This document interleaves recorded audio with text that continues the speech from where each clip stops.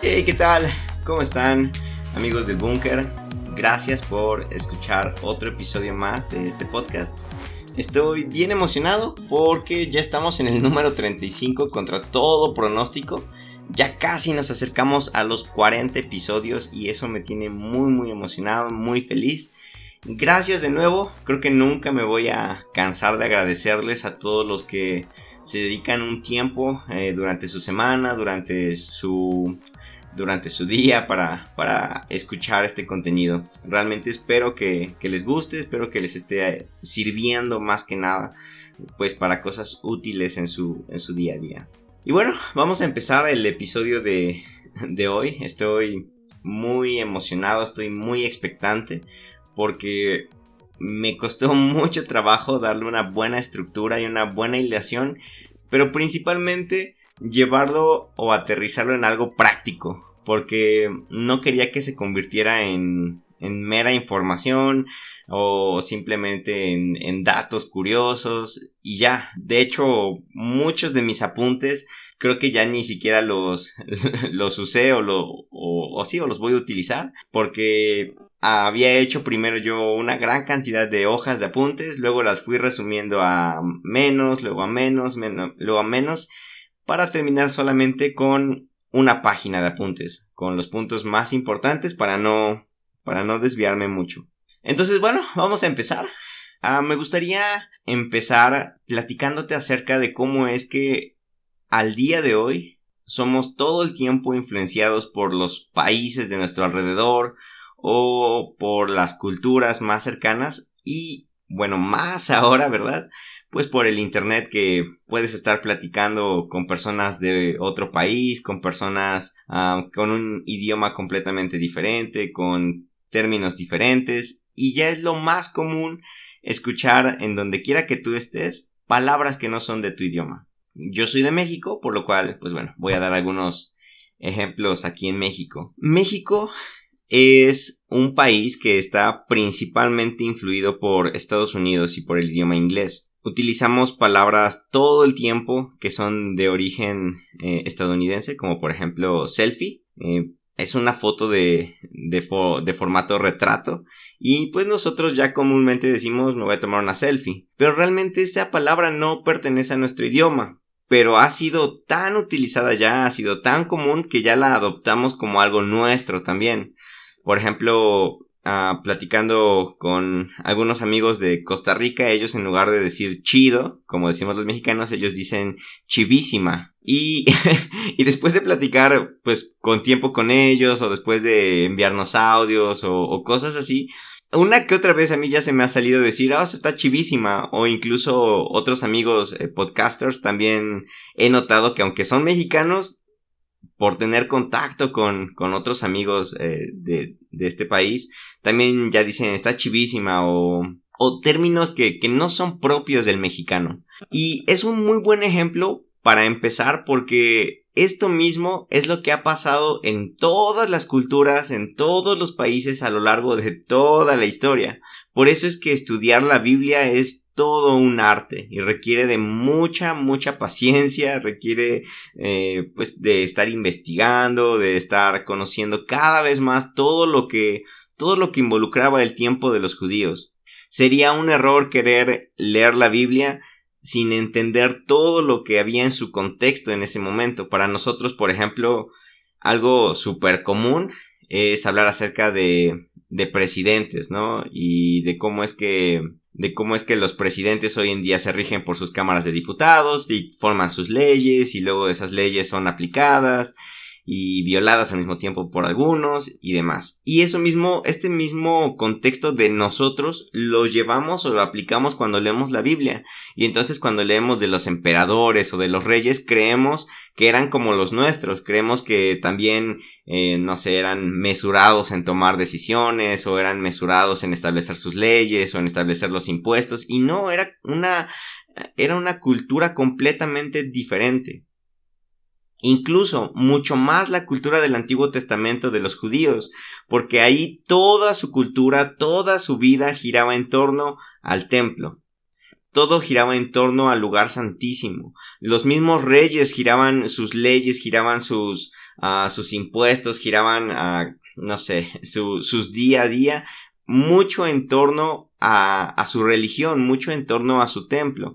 El día a día o el día común de un judío giraba en torno al templo. Había ciertas horas en las que tenías que asistir al templo, tenías que ir a hacer sacrificios, y si trabajabas y ahorrabas mucho era para obtener ganado para poder cumplir con tus sacrificios, para poder llevar ofrendas.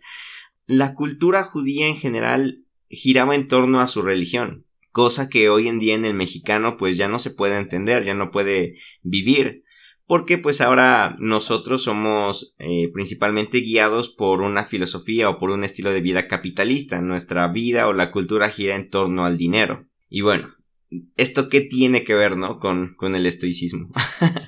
Pues resulta que para las primeras épocas o para los primeros años del cristianismo, para poder entender incluso las mismas epístolas del Nuevo Testamento, también es importante saber qué otras culturas había alrededor, qué otras religiones había, qué otras filosofías había, porque obviamente vamos a hacer uso, el hombre siempre va a hacer uso de todos los recursos que tenga a su disposición para expresar sus ideas. Y no fue la excepción del cristianismo. Los padres de la iglesia, incluso los apóstoles, hicieron uso de términos griegos, de términos filosóficos, de términos romanos, para poder hablar o darle idea a sus doctrinas. Por ejemplo, vemos cómo es que en el Nuevo Testamento, para hablar del infierno, hablan acerca del Gehenna, que era un lugar en donde se quemaba basura en aquel tiempo. También se habla de Pedro, habla acerca del Tártaro, que es parte de la mitología griega, el lugar a donde habían mandado a los titanes y donde fueron encerrados y que luego salieron de ahí, según la mitología griega. También se habla del Hades o del Seol, y todos estos términos no son originales del cristianismo, no son originales del judaísmo ni siquiera, sino que son adaptaciones o son palabras que vienen de sus contextos, que vienen de sus culturas. Y una de las culturas o filosofías que más influyó al cristianismo en sus inicios fue el estoicismo. Si hasta aquí no te has hecho bolas, creo que vamos por muy buen camino. Ahora la pregunta es, ¿qué es el estoicismo? Quizás hay algunos de los que me estén escuchando que sepan ya con respecto del tema, pero voy a tratar de irme a lo más básico, a lo más... sí, voy a tratar de no profundizar mucho para no abrumarlos con información. El estoicismo, en resumen, por decirlo así, o en pocas palabras, es una filosofía creada o fundada por un hombre llamado Zenón. Este Zenón vivió una época durante el año 300 más o menos antes de Cristo, en el cual los griegos estaban ya decayendo en cuanto a sus costumbres religiosas, es decir, estaban volviéndose cada vez más escépticos, o podríamos entenderlo hoy como más ateos. Desde los grandes pensadores como Sócrates, como Aristóteles, como Platón, aunque no descartaban para nada las cosas teológicas o las cosas espirituales, pero se basaban más en cuanto a la razón. Por lo mismo de que se daban cuenta de que, pues, si había un dios, ¿en dónde estaba? Si había un Zeus, ¿por qué no se manifestaba ya, no? O ¿por qué ya no existía o no se veía a Poseidón o no sé, a los diferentes dioses en los que en ese momento creían? Y este escepticismo los lleva al cuestionamiento de sus mismas costumbres, el cual es obviamente adoptado por Zenón en el año 300 a.C., y él, al darse cuenta después de un montonal de cosas que le pasan en su vida, pierde prácticamente todo lo que tenía como comerciante. Me parece que también en su familia su esposa muere o algo así, y después de todos estos desastres, Zenón cae en lo mismo de decir, si hay un Dios, seguramente no está interesado en mí, o seguramente no existe un Dios. Y empieza a leer acerca de los grandes pensadores, empieza a leer acerca de filosofía, y encuentra un gran refugio en una de las escuelas que son los cínicos. Los cínicos era un poco más contemporáneo de su época, y los cínicos básicamente decían que su reto era vivir muy parecido a un perro. Es decir, que no necesitaban de cosas materiales, que se alegraban en todo momento, que se esforzaban por vivir felices, que solamente lo único que les interesaba era pues comer, procrear, y de ahí en fuera pues todo lo demás no importaba. La felicidad, decían los cínicos, es algo que ya tenemos a nuestra disposición porque siempre ha estado dentro de nosotros. Entonces Zenón encuentra un refugio en esta filosofía y la empieza a unir, o la empieza a aterrizar en sus propias experiencias y en todo lo demás que él iba leyendo, a tal grado de que empieza a formar su propia línea de pensamiento, que es el estoicismo. La palabra estoicismo básicamente viene del lugar donde él compartía, donde él predicaba. Y lo que Zenón propone tiene cosas tanto buenas como malas. No podemos decir que todo fue malo, porque si hubiera sido malo, no hubiera influido de tal forma como lo hizo con al cristianismo. Pero pues también tenía cosas que no eran muy buenas. Dentro de las cosas buenas, por ejemplo, es que ellos creían en que había un dios, pero que más que ser un dios era simplemente una fuerza. Es decir, no tenía una personalidad. No era una persona, no era algo que se comunicara, simplemente era una fuerza que regía al mundo. Y ellos a esta fuerza, tomando la misma palabra de los pensadores como Platón y Aristóteles, hacen uso del término logos. Y los estoicos decían que el logos estaba en todos, en todo, y que sostenía todo. Yo sé que aquí ya a muchos se les va a hacer una aclaración muy curiosa. Pero los estoicos decían que este logos formaba todo lo que había a su alrededor. Si veían, por ejemplo, una casa, esa casa era el logos también, porque tenía parte del logos. Si veían un animal, decían que ese animal era parte del logos o tenía del logos. Si veían, no sé, al cielo, las estrellas, ellos creían que ese era el logos, porque el logos estaba en ellos. Y todos eran hermanos dentro del estoicismo. Los perros, el cielo, las estrellas, las nubes, todo, como todo era parte de esta misma fuerza, pues todos se necesitaban los unos con los otros.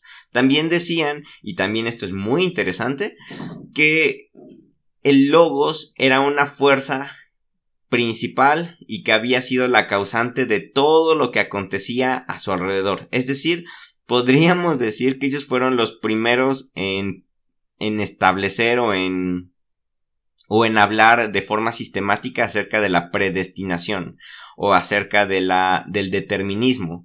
Los estoicos creían que no podían hacer nada para cambiar el futuro, no podían hacer nada para evitar los problemas o para evitar los desastres naturales.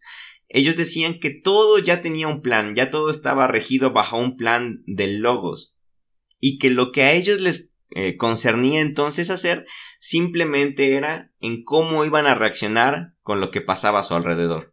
Podíamos, no sé si estén familiarizados con esta palabra, pero podríamos decir que para ellos su dios o su logos era algo panteísta. El panteísmo dice que todos tenemos la misma naturaleza o la misma fuerza y que todos, por lo tanto, somos parte de lo mismo. Este pensamiento estoico es lo que les hizo formar su propia cosmovisión de la vida, y entre ellos pues sacaron cosas buenas. Por ejemplo, al ellos decir que todos eran iguales o que todos tenían parte de logos, se enfocaron mucho en dar dignidad humana a los hombres.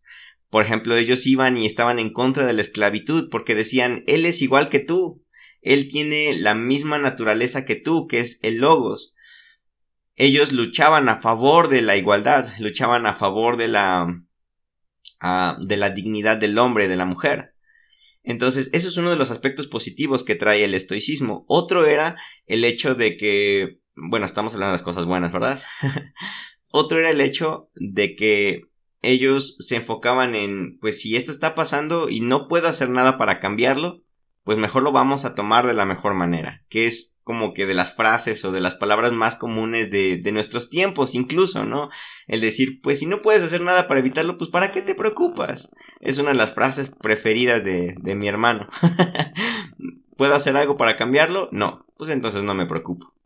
Esto viene de un pensamiento estoico. Ellos decían, como no puedo cambiar el futuro, como no puedo evitar los problemas, mejor me voy a enfocar en yo saberlos tomar de la forma correcta, en saber qué puedo aprender de esto, qué puedo sacar bueno de esto.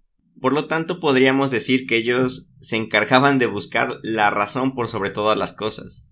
Y esta razón también venía del logos. Esta razón ya estaba dentro de ellos, simplemente tenían que conocerla porque ya existía. La razón, el logos, ya estaba rigiendo al mundo. Solamente tenían que conocerlo más. Y el principal objetivo de su filosofía era conseguir la virtud, que era parecerse más al logos, parecerse más a la naturaleza, parecerse más a lo que ya había bueno dentro de ellos. Ser sabios por medio de saber cómo actuar en cada situación y también en ser felices, que eso lo tomaron de los cínicos, ser felices sin importar nada absolutamente de lo que pasara en su alrededor. Eso podríamos decir que son algunas de las cosas buenas. De las cosas no tan buenas que tenían los estoicos es que los había vuelto, pues, básicamente ateos. Ellos ya no creían en un Dios personal o en una imagen de un Dios interesado en la humanidad o interesado en la gente. Ya ni siquiera airado. O sea, ni airado ni interesado, simplemente no existía. También los estoicos no se involucraban o trataban de no involucrarse mucho con su alrededor. De hecho, hay una frase, no recuerdo exactamente cómo va, que decía, si ves a alguien llorar, llora con él, pero sin que se turbe tu corazón. Es decir, eran un tanto superficiales, porque estaban tan afanados y tan preocupados por dominar sus emociones, por dominar sus pasiones, que al final de cuentas se terminaban olvidando de ser empáticos. De hecho, ellos, su principal objetivo era lograr la apatheia, que es un tanto diferente al término o concepto que hoy tenemos de apatía, pero va por ahí el asunto. Para ellos, una persona virtuosa, una persona sabia y que realmente iba a ser feliz, era alguien que dominaba el arte de la apatheia. Y la apatheia era el dominio absoluto de tus emociones y de tus pasiones. Entonces, por consecuencia, evitaban los momentos o evitaban los lugares en donde pudiera haber una explosión de emociones o una gran euforia. Ellos lo evitaban por completo, tanto las emociones buenas como las malas. No les gustaba ni preocuparse o enojarse, no les gustaba airarse, evitaban la depresión, evitaban el desánimo y por el contrario también evitaban la felicidad, evitaban el gozo, evitaban la alegría, porque ellos creían que era de lo único de lo cual tenían control y no podían perder el control de eso. Sí se alegraban, pero lo hacían mesuradamente. Sí lloraban, pero lo hacían mesuradamente, de tal modo que dijeran, ok, yo sigo teniendo el control de mi felicidad o sigo teniendo el control de mi tristeza. Y los volvió personas un tanto ausentes o ellos incluso veían el mundo como si fuera un teatro y mientras menos participaran en la obra era mejor para ellos, y cuando les tocaba participar ellos tenían que saber qué es exactamente lo que tenían que hacer. Era como una forma en la cual ellos hacían analogías de la vida, y al final de cuentas pues más o menos esto es como lo que pensaban los estoicos. Eran personas muy interesantes, muy inteligentes, pero al mismo tiempo muy frías, muy sobrias, podríamos decirlo en nuestros términos. Y esto pasa en el año 300 a.C., esta escuela de pensamiento. Luego va evolucionando, va habiendo cada vez más enseñanzas, más discípulos, lo van perfeccionando, lo van sistematizando más, a tal grado de que es una filosofía que el Imperio Romano adopta por completo. De hecho, uno de los emperadores principales del Imperio Romano era un estoico de los más famosos y de los más prominentes, del cual escribió muchísimas libros o cartas en aquel tiempo, hablando acerca de cómo es que él llevaba una vida estoica. Pero, bueno, no nos vamos a enfocar tanto en eso.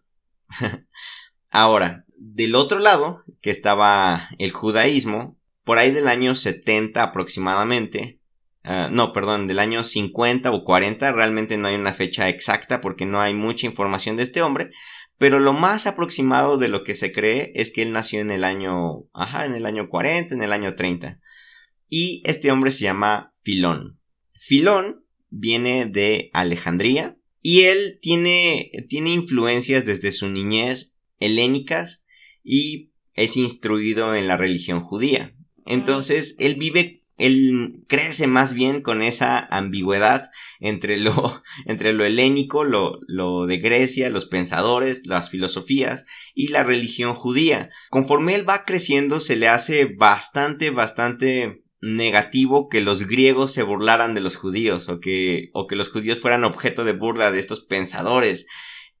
Y entonces Filón quiere defender su raza, quiere defender su naturaleza. Y una de las formas en las cuales trata de hacerlo es en introducir el pensamiento helénico o las filosofías dentro del judaísmo. Y la escuela que se le hace más apropiada para lograrlo es la escuela estoica. Entonces, él empieza a adoptar todos los términos estoicos y los empieza a tratar de enseñar o tratar de compartir dentro de la cultura judía.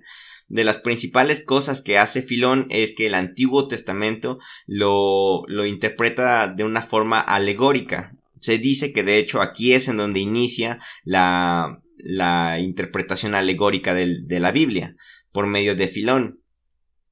Empieza a buscar los significados, empieza a buscar las palabras o los términos o las enseñanzas adecuadas para poder decir, es lo mismo que ustedes dijeron griegos, nada más que dicho de otra forma. Y por medio de la analogía trata de usar la Biblia para meterlo o inmiscuir toda la doctrina filosófica de los helénicos dentro del judaísmo. Recibió muchísima oposición de parte de los judíos y también muchas burlas de parte de los griegos.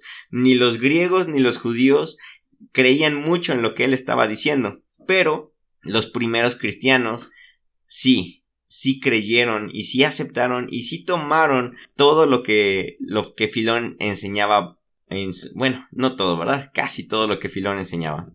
Incluso me parece que uno de los padres de la iglesia, que fue Tertuliano, si no mal recuerdo, él dijo que Filón era como uno de los suyos. Y bueno, lo que Filón principalmente trató de hacer es que él, al tener un concepto de un Dios llamado Jehová o Yahvé, pero que había prometido o que se rumoraba, se hablaba acerca de profecías de un Mesías y no lo veía venir. Entonces este Filón dice que ese Dios es un Dios trascendente, es un Dios que sí existe, es un Dios que sí tiene una personalidad, es un Dios que sí tiene intereses, que sí rige el mundo, que es el creador de todo, porque pues todo eso es lo que viene él arrastrando de la filosofía judía, pero él se inclina un poco como el estoicismo a decir que ese Dios ya no está presente, ese Dios es un Dios lejano, pero que creó algo llamado Logos. Ojo aquí, creó algo llamado Logos, no que el Logos fuera Dios, cosa que después Juan va a perfeccionar. Para Filón, estamos hablando antes de Cristo, él dice que el Logos fue creado o fue una fuerza creada, un espíritu creado por Yahvé, por Jehová, para poder relacionarse con la humanidad. Es decir, Dios está allá bien lejísimos, pero creó al Logos para que hubiera como un cierto contacto entre lo humano y lo divino.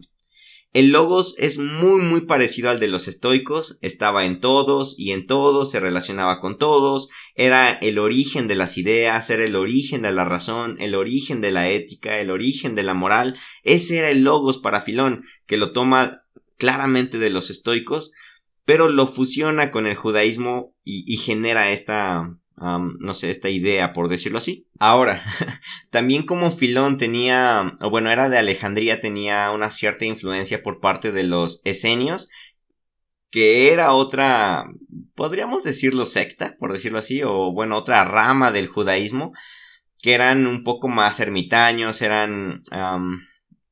aislaban de la sociedad para poder conocer a su Dios, para poder conocer a Jehová. También eran judíos. Entonces, este Filón también tenía influencias de los esenios. Y él dice que entonces la forma de poder acercarse al Logos y luego poder siquiera conectar un poco más con Jehová o con este Dios trascendental era por medio de la apatía o por medio de la apatheia de los estoicos, que era la purificación del alma, dice Filón. En palabras prácticas, para no envolverme o no dar muchas vueltas, pues, Filón dice: si tú quieres conocer a Dios, tienes que evitar las pasiones, tienes que evitar la furia, tienes que evitar el enojo, tienes que evitar la ira, tienes que evitar incluso el gozo, la tristeza, tienes que evitar todo eso. Y si tú purificas tu alma de esta forma, entonces ahora sí vas a poder conectar más fácilmente con la razón, que es el Logos. Y ese Logos te va a llevar a conocer a Jehová, a este Dios trascendente. Cuando tú lograbas purificar tu alma, tenías un momento de éxtasis. Llama esto Filón, el éxtasis. Aquí hay otra diferencia más con los estoicos. El punto máximo del estoicismo era la apatheia. Y para Filón, la apatheia se vuelve solamente el camino para llegar al éxtasis. Y el éxtasis era ese momento en el cual se conectaban con lo divino, en el cual podías experimentar a ese Dios, en el cual podías sentir o vivir a ese Dios. Era el momento máximo de la humanidad, lograr el éxtasis, lograr poder conectarse con lo divino. Y las otras formas que Filón proponía, a través de las cuales podías conocer a Dios, a Jehová, era por medio de la naturaleza, lo cual también toma de los estoicos. Es decir, tú podías ver los atributos de Dios en todo. Podías ver, por ejemplo, a un perro y ver que era leal y decir, entonces Dios seguramente es un Dios leal. Podías ver a un hombre que era bondadoso y decir, seguramente Dios es bondadoso entonces. Cosa que ya hablamos un poquito de esto en el episodio anterior. ¿Se acuerdan? Si ya lo escucharon, creo que es una buena hilación. Y Filón pues retoma todo esto y cree que los únicos dos caminos, por decirlo así, para conocer a Jehová y para lograr la plenitud del hombre era por medio del éxtasis, evitando por completo las pasiones, y la otra era por medio de la misma naturaleza. Incluso Filón habla acerca de la ley natural, que este Logos, creado por Jehová, estaba en todos. Este Logos era esa ley de la cual habían hablado los profetas, que ya estaba dentro de nosotros y que es lo que nos iba a conducir a hacer lo bueno, y que la mejor forma de comportarnos o de vivir la vida era por medio de esa ley natural que ya estaba impregnada dentro de nosotros. Cosa curiosa es que luego Pablo en las epístolas perfecciona muchísimo más a esto y le da el nombre de conciencia. Bueno, no le da él no inventa el nombre, de hecho ese nombre también ya se usaba antes, pero estas ideas de Filón, digamos que las adopta Pablo y luego es a lo que él llama como conciencia, que todos tenemos una conciencia natural dentro de nosotros que debemos de obedecer o debemos de cuidar para que podamos entonces regir nuestra vida.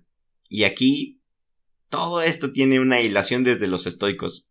No sé, me deja pensando muchas cosas. También esta filosofía creada por Filón se vuelve la base de la ética cristiana. El hecho de traer dignidad a todos los hombres, el hecho de que todos son iguales, el hecho de que todos son hermanos, el hecho de que pues todos son parte de Dios y todos tienen la ley de Dios dentro de ellos, influye mucho en los apóstoles, influye mucho en los padres apostólicos también para poder luego desarrollar mucho mejor sus doctrinas. Incluso Justino es como que el que más lo termina sistematizando y volviéndolo cristocéntrico, basándose ya y apoyado obviamente de la introducción del Evangelio de Juan, o de incluso de todas sus epístolas, pero Justino es el que le da un poco más de forma a todo lo que es la idea de Filón y que viene del estoicismo.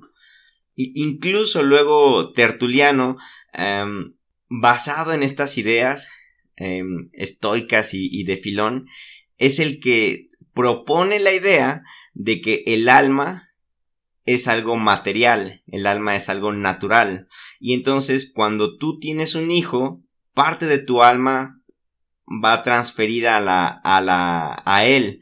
Y por eso es que se hereda el pecado original. Aquí es donde nace, gracias a los estoicos, gracias o por culpa de, como quieras verlo, pero es por causa de los estoicos, por causa de Filón, que tuvo este interés de conciliar el helenicismo con el judaísmo, es que nace la idea de que el pecado original se transfiere de generación en generación, desde Adán hasta el día de hoy. Influencia que luego todavía perfecciona muchísimo más San Agustín, que bueno, el resto ya es historia. De San Agustín influyó todo el occidente. Calvino tomó mucho de San Agustín, tomó mucho de los estoicos. Incluso Calvino, una de sus primeras obras es una adaptación de un libro de otro filósofo estoico que se llama Séneca. Y de allí básicamente basa todo lo que es la predestinación. Y bueno, con todo esto que ya platicamos, con todas estas ideas que espero no te hayas perdido de verdad, si me dejas trazarte una mini línea del tiempo y resumen, en este momento estaría perfecto. Tómate un respiro. Trata de relajarte. Yo sé que a lo mejor es mucha información que estoy dando muy rápido y muy compacta, entonces hasta para mí está siendo difícil. Veo el tiempo que ya llevo y me asusto, pero bueno, para que no nos perdamos. Breve resumen de 2 minutos. Zenón inicia una escuela filosófica llamada estoicismo, que se basa básicamente en lograr la apateia. La apateia es evitar todas las pasiones, buenas y malas, y por medio de esto ibas a ser verdaderamente feliz, ibas a ser verdaderamente virtuoso y verdaderamente sabio. Ellos, los estoicos, no creían en un dios personal, pero sí en una fuerza que regía el universo y que era inmanente a su creación. Luego, en el año 70, hay un hombre llamado Filón. Este hombre llamado Filón ama tanto a los griegos como a su origen judío y trata de conciliarlos. Lo rechazan en ese momento, pero luego sus escritos y su influencia es tomada por parte de los apóstoles y más aún en los padres de la iglesia, después del año 100 después de Cristo. Filón empieza a combinar el estoicismo con el judaísmo, dándole sentido, dándole como que impregnando parte de las dos culturas. Luego esta idea de Filón y de unir tanto los pensamientos filosóficos como la cultura judía es tomada en algunas partes por los apóstoles, luego perfeccionada en los padres de la iglesia, entre ellos principalmente San Agustín, y luego completamente aterrizada en Lutero, Calvino y principalmente ellos. Incluso Santo Tomás de Aquino también es sumamente influenciado por Aristóteles y por consecuencia por el estoicismo también. Y bueno, ese es un muy breve resumen de todo lo que hemos visto. Y hasta aquí quizás tú me digas, ok, ya me saturaste de información, ya me hiciste bolas, no entiendo nada, pero dime eso que tiene que ver con el estoicismo en mi cristianismo. ¿O eso que tiene que ver conmigo? Pues tiene que ver prácticamente todo. Pero me quiero enfocar en algunas acciones principales. La influencia del estoicismo dentro del cristianismo nos dejó bastantes cosas buenas, como el entender que pues realmente, obviamente hoy ya como cristianos le podemos dar palabras cristianas, pero el entender que todos somos creación de Dios y que por consecuencia todos merecemos el mismo amor, la misma dignidad, el mismo trato honorable. Eso originalmente viene hablado, porque pues sí, podríamos decirlo así, hablado de los estoicos. Otra cosa buena que nos dejaron los estoicos es el hecho de ser un poco más sobrios al momento de vivir nuestra vida.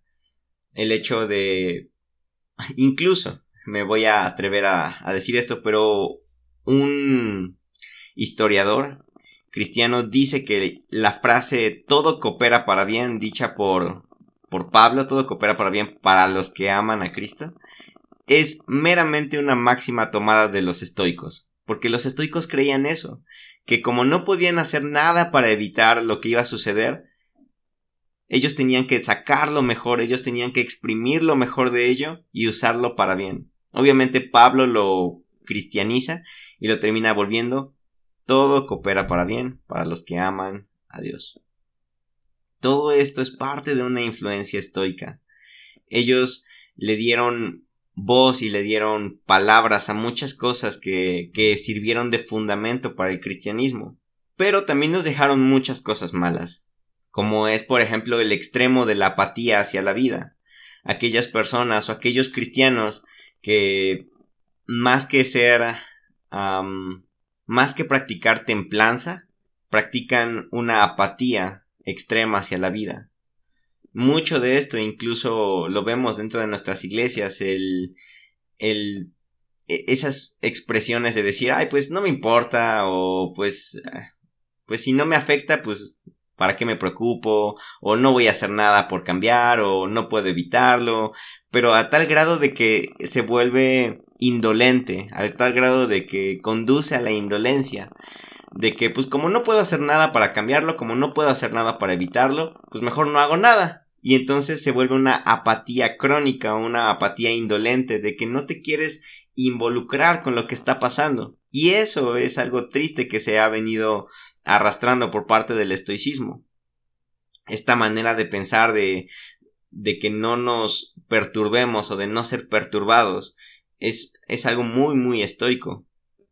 Otra cosa que nos deja el estoicismo, tristemente, es esa idea de que Dios es un Dios lejano.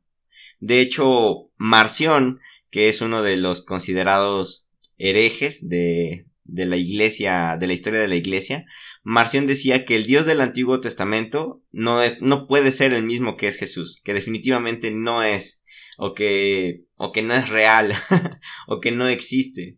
Y esto también es algo muy estoico, pues veían a Dios tan lejano. Los judíos en ese momento sentían a Dios tan lejano que Él ya no era real, que Él ya no se involucraba, que Él ya no había hablado. Acuérdense que estaban durante ese tiempo de silencio. Entonces veían a un Dios más como trascendental, más que a un Dios personal. Y eso tristemente pues influye mucho para la teología desarrollada por los padres de la iglesia, a un Dios enojado, a un Dios airado, a un Dios distante, que la única forma de poder acercarte a Él es por medio del sacrificio de Cristo. Y aquí es donde, bueno, un poquito más adelante voy a aterrizar. También la influencia estoica o la fusión del estoicismo con el judaísmo, otra de las cosas malas que nos dejó es ver a un Dios que también es estoico, a un Dios que no le afecta y que no le importa lo que pasa en el mundo, que no le importa lo que te pasa a ti, que no le importan tus emociones, tus sentimientos, y por consecuencia nos muestran a un Jesús, aquí ya metiendo a Jesús en el tema. Había evitado meterlo, pero mucho del estoicismo y mucho incluso de Hollywood y de cómo la interpretación de la Biblia se vea con los ojos del estoicismo es ver a Jesús como un Jesús que casi levitaba por ahí, o que era impasible, o que, como Hollywood nos lo muestra, que decía: tú, Pedro. No sé, con esa voz tan sobrio, tan apagado. Y así es como nos vendieron a Jesús también. Y por consecuencia, al nosotros entender a Jesús así, porque no es que Él haya sido así, nosotros lo vemos así, también interpretamos a Dios de esta forma. También lo vemos como un Dios enojado, sobrio, que no le importa absolutamente nada de lo que pasa. Y esto es parte de la influencia estoica. Mucho también influye en eso de evitar el emocionalismo. Y aquí se puede, siempre es buscar el centro, no buscar los extremos, siempre es buscar como que, no sé, un cierto equilibrio, no sé cómo llamarlo. Porque está el extremo del emocionalismo en el cual si no siento nada es que Dios no está, o por ejemplo, todo el tiempo estar, ser adicto a las emociones, no sé cómo llamarlo. O por el lado contrario, como este amigo de cuando yo tenía 12 años que me dijo, no, evita las emociones, evita la felicidad, evita la tristeza, no hagas esto, no hagas el otro. Y todo eso es de una influencia estoica, porque también en gran parte del cristianismo nos enseñan los dos extremos. El extremo de decir que tienes que ser un cristiano súper serio y súper centrado y súper racional y que no tienes que dejarte llevar por las emociones y cosas así. O por el otro lado el extremo de que todo es emociones y ya. Y no. Es hermoso cuando podemos saber que las emociones sí son creadas por Dios. Dios nos dio emociones, Dios nos dio la oportunidad de disfrutar incluso el llorar, disfrutar incluso el enojo, disfrutar la felicidad, disfrutar la alegría, disfrutar el gozo. Dios nos dio esas emociones para disfrutar de ellas. Tenemos que aprovecharlas sin caer en abusar o corromper, por decirlo así. Otra cosa no tan buena que nos dejó el estoicismo es la racionalización de todo, que ha sido piedra de tropiezo muchas veces para poder experimentar a Dios. Y lo hablo esto pues sí, algo que yo he atravesado por mucho tiempo. El racionalizarlo todo, el querer solamente enfocarte en la razón y perderte de ese Dios personal. Mucho de eso es por culpa de la influencia estoica dentro del cristianismo. Y todo esto solamente puedes arreglarlo o mejorarlo. Y ya, ahora sí, con esto voy a terminar. Solamente si tú entiendes a Jesús, si tú ves a Jesús, si tú amas a Jesús, incluso, y voy a tratar de no, de que no se pueda malinterpretar esto, incluso es más importante entender a Jesús que a las epístolas, que a las cartas de Pablo, de los otros apóstoles. Es más importante disfrutar y estudiar la vida de Jesús mismo, lo que nos regalan los 4 evangelios principalmente. Ver cómo Él se comportaba, ver cómo Él vivía, ver cómo Él se movía en medio de su creación. Y Juan me encanta por eso tanto su introducción. En el principio era el Logos, y el Logos estaba con Dios, y el Logos era Dios. Por eso es que el Evangelio es locura para los judíos y piedra de tropiezo o burla para los griegos.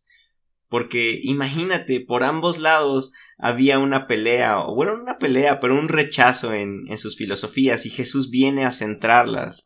Jesús viene a ser el verdadero ejemplo de esto. Ok, los judíos decían que Dios a lo mejor era más trascendente y que era un tanto lejano y que tenías que hacer sacrificios para acercarte a Él. Por otro lado, los estoicos decían que Dios no existía y que esta fuerza o este logos estaba en todos. Y luego Filón dice que está el Dios trascendente y luego está el logos creado por ese Dios trascendente para relacionarse con la humanidad.